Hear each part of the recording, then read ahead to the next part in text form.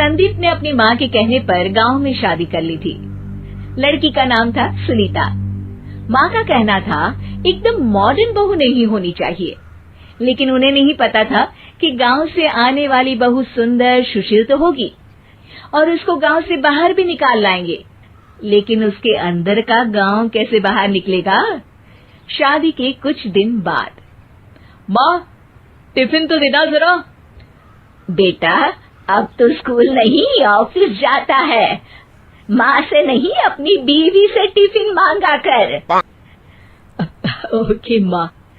Sunita tiffin ले आओ। जी लो tiffin, इसके अंदर पिस्ता डाल दिया है। पिस्ता? पिस्ता क्यों? सास जी ने बोला था ना कि आपको पिस्ता बहुत पसंद है। ओहो, मैंने पिस्ता नहीं पास्ता बोला था, पास्ता। पास्ता? कहीं होता है पास्ता? अरे बेटी तू रहने दे, मैं बना दूंगी। अच्छा किया कि पाव भाजी बनाने का नहीं बोला, वरना किसी के पाव बना देती है। सुनीता को बुरा लगता है, लेकिन उसकी नादान हरकतें कम नहीं होती। ऐसे ही एक दिन, अरे तुमने ये क्या लगाया है? अरे आप वो फूस फूस करके लगाते हैं ना, वही। डियो? का दियो? किसको दियो? अरे वही ना जिससे खुशबू आती है। हाँ सही पकड़े हैं। अच्छा लेकर तो आना। कौन सा डियो लगाया तुमने? अभी लेकर आते हैं जी। संदीप की बात मानकर सुनीता अंदर से खुशबू वाला फुसफुस लेकर आती है। ओएमजी! ओएमजी मतलब ओ माय गणेश ना। अरे ओएमजी छोड़ो, और ये खुशबू वाला फुसफुस की बात कर रही थी तुम? हाँ इसी की, फिर से सही पकड़े हैं। अरे देवी, लेकिन आप सही नहीं पकड़े हैं, ये डियो नहीं है। डियो नहीं है तो क्या लियो है? अरे ये रूम फ्रेशनर है, जिसको कमरे में छिड़कते हैं, खुद पर नहीं। कोई बात नहीं, माँ कहती थी आत्मा किराएदार है, शरीर एक किराए का कर्म। हम शरीर पे ये डाल लिए तो क्या फर्क पड़ जाएगा। अरे बहू, ओ बहू, मेरे लिए फल तो ले आ, फिर मैं बाजार जाऊंगी। सुनीता अपनी सास के लिए फल लेकर आती है। अरे बेटा, पपीता, तरबूज और सेब फल ऐसे कैसे खा लूं? काट कर तो ले आ। माँ जी, मेरे गांव में तो खेत से उठा के सीधा खा लेते हैं। अरे ये तेरा गांव नहीं है ना। अरे संदीप, तू ही कुछ समझा देना इसको बेटा। मैं कैसे समझाऊं माँ, ये तो माइक्रोवेव को भी भट्टी बोलती है। कल मैंने बोला हाय कैसी हो, तो बोलती है किसी को हाय नहीं लगानी चाहिए। अरे सुनीता, तेरा क्या होगा? अभी तो कैसे बताऊं माँ जी, अभी हम कुछ करेंगे फिर पता चलेगा क्या होगा, लड़का या लड़की। हे भगवान, कहाँ से आ गई है? रामपुर से जी, आप ही तो लेकर आए थे मुझे। अरे मुझे माफ कर दो। पहले कोई गलती तो करिए जी, आपकी तो सारी गलती माफ कर देंगे हम। हाँ अरे बहू, मेरी बात सुन। फल यानी कि फ्रूट जब भी लाए ना तो काट कर लाना, ठीक है? जी ठीक है माँ जी, फल यानी फ्रूट यानी काट के लाऊंगी। सुनीता रोज ही कोई ऐसी हरकत कर देती जिसकी वजह से उसे घर में दो बातें सुननी पड़ती। एक दिन, माँ मेरे बॉस घर पर आने वाले हैं शाम को, उनका बर्थडे है, फैमिली साथ नहीं रहती उनके, तो यही पार्टी कर लेंगे। उनको अच्छा लगा तो शायद मेरा प्रमोशन भी हो जाएगा।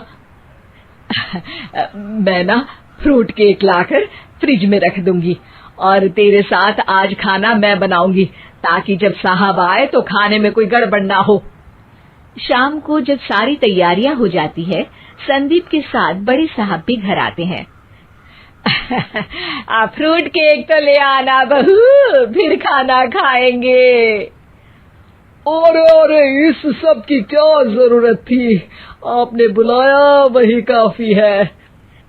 सर, आपका परिवार शहर में नहीं है तो हम ही आपके परिवार जैसे हैं सर। इतने में ही सुनीता फ्रूट केक लेकर आती है और बड़े साहब की टेबल पर रख देती है, और जैसे ही केक के ऊपर का बॉक्स हटाती है, ओह, ये क्या है? केक तो कटा हुआ है। मैं तो ऐसा नहीं लाई थी। आप मुझे शाबाशी दे सकती है माँ जी, मैंने ही केक काट दिया। आपने कहा था ना, फल यानी फ्रूट यानी हमेशा काट के लाना। तो फ्रूट केक भी तो फ्रूट ही है ना, तो मैंने पहले ही काट लिया। हूँ ना मैं समझदार। अरे बहू, ये क्या किया? केक हमेशा वही काटता है जिसका जन्मदिन होता है। तुझे एक बात भी समझ नहीं आती, एक नंबर की बेवकूफ है। पूरा माहौल बिगड़ चुका था। संदीप को लगने लगा था कि साहब उसे प्रमोशन तो दूर की बात है, कहीं डिमोशन ना दे दे, लेकिन साहब बीच में ही बोल पड़ते हैं। अरे कोई बात नहीं, ये इनकी बेवकूफी नहीं है, इनका भोलापन है। बेटा आप कहाँ से हो? रामपुर गांव से। अरे वाह, गांव से? फिर तो आपके गांव में ताजे फल और सब्जियां मिलते होंगे। हाँ, सही पकड़े हैं। हम तो काटते भी नहीं, सीधा खा लेते हैं। मैं ना एक बार तुम्हारे गांव घूमने जरूर चलूंगा। क्यों संदीप, ले चलोगे ना? मुझे गांव घूमना बहुत पसंद है। बस फिर क्या था, संदीप और सास दोनों खुश हो गए, क्योंकि साहब को सुनीता ने गांव की बात करके खुश कर दिया था। अब संदीप का प्रमोशन पक्का था। शिक्षा, कभी भी किसी भी गलती पर घबराना नहीं चाहिए। हो सकता है कि उस गलती की वजह से आगे बड़ा फायदा हो जाए।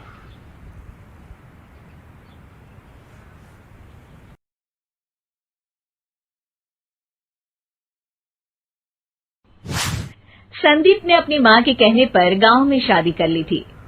लड़की का नाम था सुनीता। माँ का कहना था एकदम मॉडर्न बहू नहीं होनी चाहिए, लेकिन उन्हें नहीं पता था कि गांव से आने वाली बहू सुंदर सुशील तो होगी और उसको गांव से बाहर भी निकाल लाएंगे, लेकिन उसके अंदर का गांव कैसे बाहर निकलेगा? शादी के कुछ दिन बाद, माँ टिफिन तो देना जरा। बेटा अब तो स्कूल नहीं ऑफिस जाता है, माँ से नहीं अपनी बीवी से टिफिन मांगा कर। ओके माँ। सुनीता टिफिन ले आओ।